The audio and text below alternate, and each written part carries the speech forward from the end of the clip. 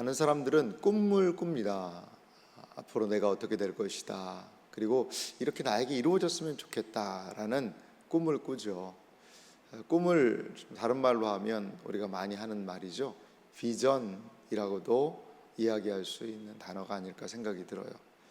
꿈과 비전에 좀 저는 차이는 있다고 봐요. 제 꿈이라는 걸 분명히 좀 영어적인 차이죠. 한국말에는 네 꿈이 뭐냐라고 보통은 이야기하니까 큰 차이는 없지만 꿈과 비전은 조금은 다른 것 같아요. 꿈이라는 것보다는 비전이 조금 더 구체적으로 그림을 그리고 그리고 그 그림대로 실행해 나가는 것을 보통 비전이라고 하죠. 일반적으로 꿈이라는 용어는 이렇게 됐으면 좋겠다. 꿈도 꾸지 마라. 이런 식으로 어떠한 바람이나 소망을 더 이야기하는 부분이 있습니다. 여러분, 우리 신자의 꿈은, 신자의 비전은 무엇일까요? 저는 신자의 비전이 오늘 요한계시록 11장 15절에 나와 있다고 봅니다. 다시 한번 15절 말씀 보실래요? 일곱째 천사가 나팔을 불매. 자, 요한계시록은 일곱째 천사의 나팔을 불었다라고 이야기합니다. 나팔이 언제 불었죠? 10장하고 11장은요 나팔에 대한 이야기가 나오지 않습니다. 그리고 9장의 13절에 여섯 번째 나팔을 불었어요. 그러면 바로 일곱 번째 천사가 나팔을 불어야지 왜 이렇게 여섯 가지 그리고 일곱 번째 나팔 사이가 간격이 뚝 벌어졌느냐, 여러 가지 학자들은 이야기를 합니다. 그런데요, 인심판도 꼭 똑같은 구조예요. 첫째 인에서부터 여섯 번째 인을 떼고 일곱 번째 인을 바로 떼지를 않습니다. 여섯 번째 인까지 떼고 그리고 7장이라는 그러한 장이 나오고 8장에 가서 일곱 번째 인을 뗍니다. 마찬가지로요. 이 나팔 심판도 마찬가지예요. 9장에서 여섯 번째 나팔을 불고 바로 일곱 번째 나팔을 불지 않습니다. 10장과 11장, 특별히 오늘 읽은 이제 15장, 15절에 가서 11장 15절에 가서 나팔을 분다는 거죠. 그런데요, 대접 심판은 그렇지 않습니다. 대접 심판, 마지막 심판인데요, 첫째 대접부터 일곱 번째 대접이요 다이렉트로 심판이 이루어집니다. 그래서 많은 사람들은 이렇게 이야기합니다. 심판 시리즈가 진행되면서 이 심판이 이제 마지막 때가 다가오면 하나님께서 지체하지 않으신다. 어떻게 보면 이 막간이라는 것은 여러 기능이 있습니다만 하나님께서 진노와 심판의 속에서도 기다려주시는 부분이 있는 것 같아요. 하지만 마지막 대접 심판은요, 그 기다림의 기회를 잃어버리게 된 거죠. 막간의 기능은 전체적인 상황 분위기를 우리에게 해설해 줄 수도 있어요. 이제 일곱 번째 천사가 나팔을 불면서 너무나도 중요한 한 이야기를 합니다. 세상 나라가 우리 주와 그의 그리스도의 나라가 되어 그가 세세토록 왕노릇 하시리로다 하니 아멘. 세상 나라가 우리 주와 그의 그리스도의 나라가 된다 라고 이야기를 합니다. 그리고 그가 그리스도께서 세세토록 왕노릇 하시리로다 라는 놀라운 비전을 일곱 번째 천사는 일곱 번째 나팔 소리와 함께 알려주고 있는 것을 볼 수 있습니다. 많은 사람들은 요한계시록 11장 15절이 요한계시록 전체의 가장 중요한 주제다 라고도 이야기를 하고 있습니다. 그렇습니다. 우리가 꿈꾸고 소망하고 바라는 그 비전은 무엇이죠? 예수 그리스도의 통치입니다. 예수 그리스도가 왕노릇 하실 것이라는 이것보다도 우리를 위로하는 말이 어디 있겠어요? 좋은 지도자 한 사람이 세워져도 그 나라가 기뻐하고 즐거워하지 않습니까? 그런데 이 세상에 연약함이 있고 흠결이 있는 사람이 아니에요. 예수 그리스도 그분께서 우리를 다스리신다면 얼마나 우리는 기뻐할 수 있을까요? 얼마나 만족할 수 있을까요? 얼마나 신뢰할 수 있을까요? 그리고 그분의 통치에 우리가 함께 동참할 수 있을까요? 사랑하는 성도 여러분, 요한계시록은 단순히 우리에게 겁주기 위한 어떠한 막 무섭게 해서 우리로 하여금 옴짝달싹 못하게 하는 그러한 책이 아니라는 거죠. 요한계시록은 성도의 꿈, 성도의 비전이 무엇인지를 우리에게 보여주고 있습니다. 이러한 놀라운 일곱째 천사의 나팔 소리와 함께 하늘의 큰 음성, 이 놀라운 음성을 들은 이후에 반응이 있어요. 16절에 이렇게 이야기합니다. 하나님 앞에서 자기 보좌에 앉아 있던 24장로가 엎드려 얼굴을 땅에 대고 하나님께 경배하여, 하나님의 보좌를 중심으로 천상에는 요한계시록 4장과 5장을 좀 자세히 살펴보면 하나의 좀 구조가 있는 것 같아요. 천상의 구조, 동심원적 구조다라고도 이야기하는데요. 요한계시록 4장에 보면 성부 하나님이 앉아 계신 보좌가 있습니다. 이 보좌 중심에 보좌를 최측근에서 호위하는 약간 그런 느낌이 있어요. 네 생물이 등장하죠. 천사라고 생각하시면 좋을 것 같아요. 그 네 생물이 있고 그 다음에 누가 있느냐? 24장로가 이렇게 거기에 보좌를 들고 앉아 있는 모습이 있습니다. 그리고 수많은 천군의 천사들이 그 다음 서클을 차지하고 있는, 그리고 온 피조물이 있는 이 요한계시록 4장과 5장의 구조가 있는데요. 이 24장로는 뭐 여러 가지로 이야기할 수 있겠습니다만, 그래도 이 땅에 있을 때는 다 장로를 돼야 된다. 그래야 장로들은 봐라, 저 천상에 의자도 있어가지고 거기에 앉는데 장로 아닌 사람은 그런 것도 없지 않냐. 여러분, 이렇게 이거를 문자적으로 이해하실 필요는 없습니다. 그러면 딱 24명만 들어가는데 얼마나 많은 장로님들이 계세요? 그럼 그 경쟁률이 몇 대 몇입니까? 그런 식으로 땅에서 어떤 장로의 역할을 하셨던 분들이 올라가서 거기에 보좌에 앉는다, 이런 의미는 아니고요. 성경 말씀 여러 가지로 종합해 보면 그 24장로라는 것이 이제 제사장들의 반열 비슷한 24반열 이런 부분도 숫자가 비슷하고요. 그리고 거기에 보면 어떤 분들 그렇게 봐요. 구약의 12지파, 신약의 12사도, 이러한 구약 교회와 신약 교회에 대한 상징이 24장로로 이어지는 것이 아닌가. 저는 상당히 개연성 있는 해석이라고 봐요. 우리 요한계시록을 다 정확하게 파악할 수는 없습니다만, 그래서 많은 사람들은 이 24장로의 자리가 이것은 교회를 상징한다.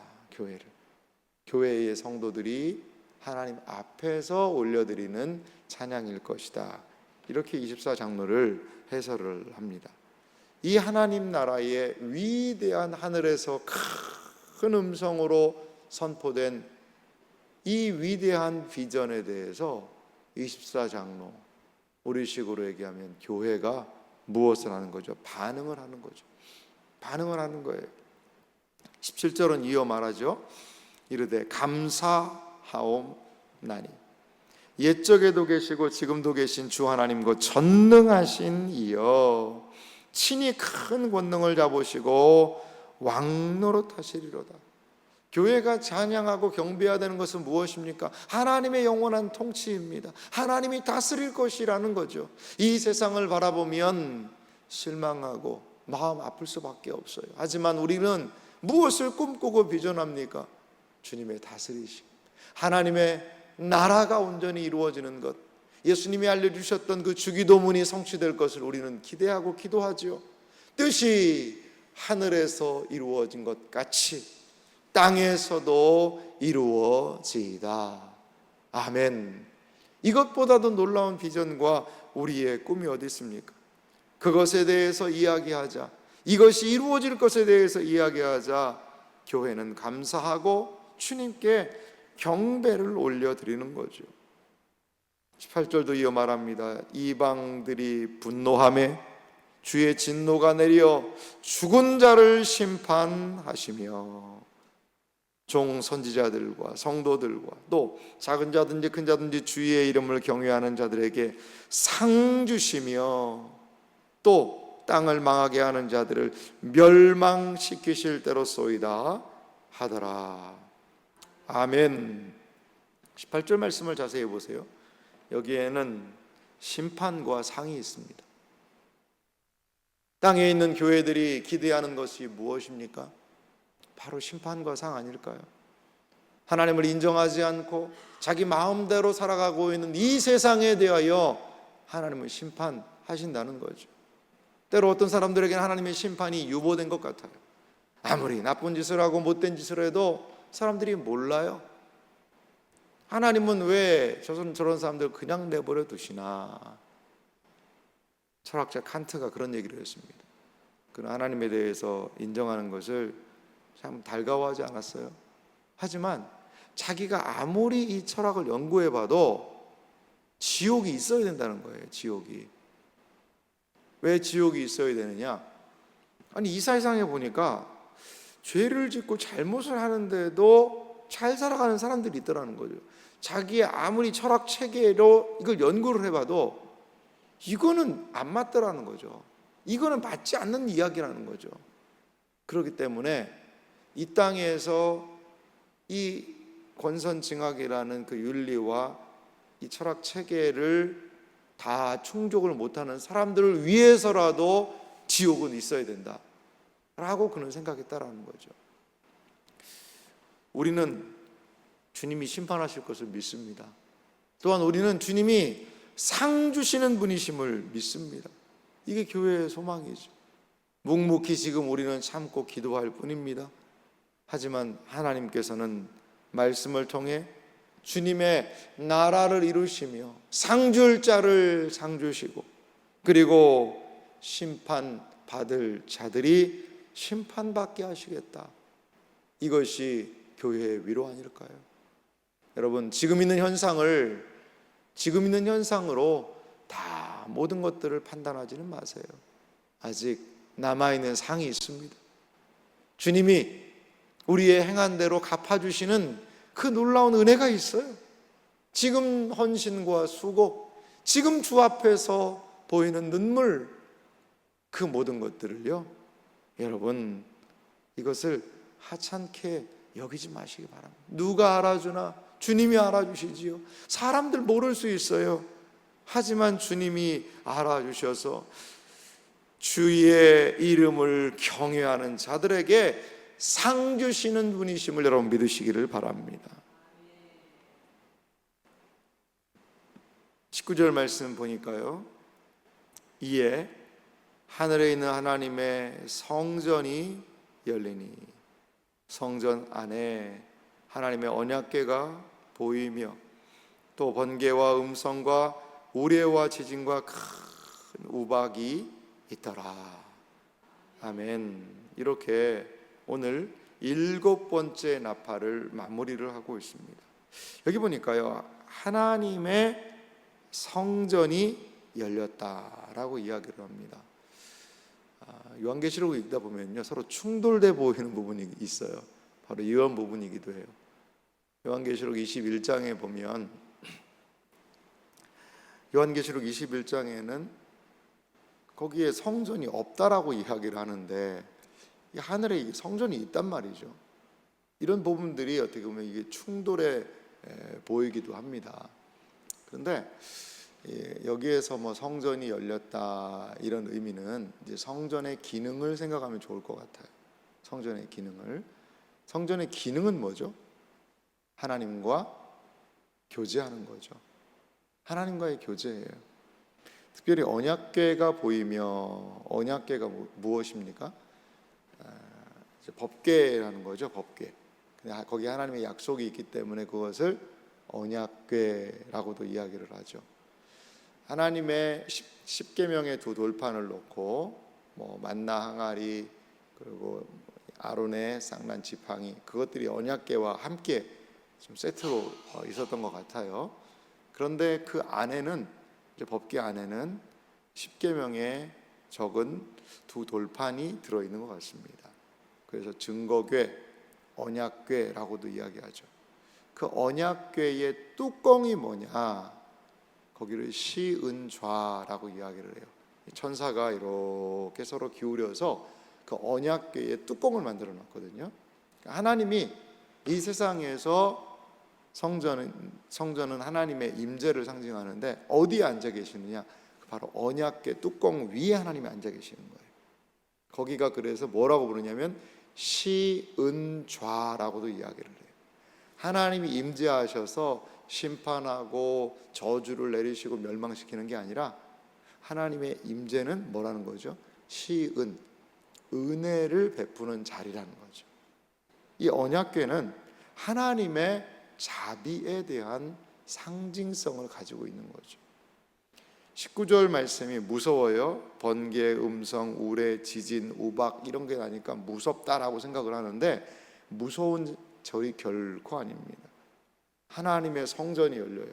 하나님과의 친밀한 관계가 열리게 된 거죠. 그리고 거기에 무엇이 보여요? 하나님의 자비의 상징인 언약궤가 놓여 있다라는 거죠. 그리고 번개, 음성, 우레, 지진, 우박 이 모든 것들은요, 뭐에 대한 상징이냐? 신현, 하나님의 나타나심에 대한 상징이라는 거죠. 일곱 번째 심판을 마무리하면서 성경은 하나님의 무엇을 우리에게 보여주고 있어요? 자비하심. 진노 중에라도 주여 우리를 긍휼히 여기셔서, 하나님의 자비하심에 대하여서 오늘 성경은 이야기를 하고 보여주고 있다는 겁니다. 사랑하는 성도 여러분, 우리가 꿈꾸는 비전은 무엇입니까? 주님의 다스리심이죠. 하나님 나라가 이 땅에 이루어질 것이라는 그 기대와 소망, 주님이 다스리신다는 그 놀라운 약속, 주님의 다스림으로 통하여 망할 자들이 망할 겁니다. 그리고 또한 주님이 상 주시는 이들에게 상을 베풀어 주실 것입니다.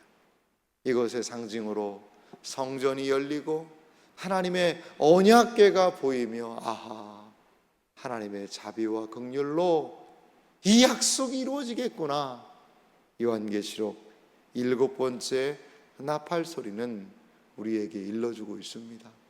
사랑하는 이 새벽을 깨우는 여러분, 하나님이 친히 이 소망을, 이 비전을 이루어가고 계신 줄 믿으시기 바랍니다. 아무리 세상 나라가 융성해 보인다 하더라도 오늘 본문의 비전처럼 세상 나라가 우리 주와 그의 그리스도의 나라가 되어 그가 세세토록 왕 노릇하시리로다. 할렐루야. 이 놀라운 은혜의 비전의 역사가 우리 이 땅에 주를 믿는 교회에 속히 성취된 은혜가 있으시기를 주님의 이름으로 축원합니다.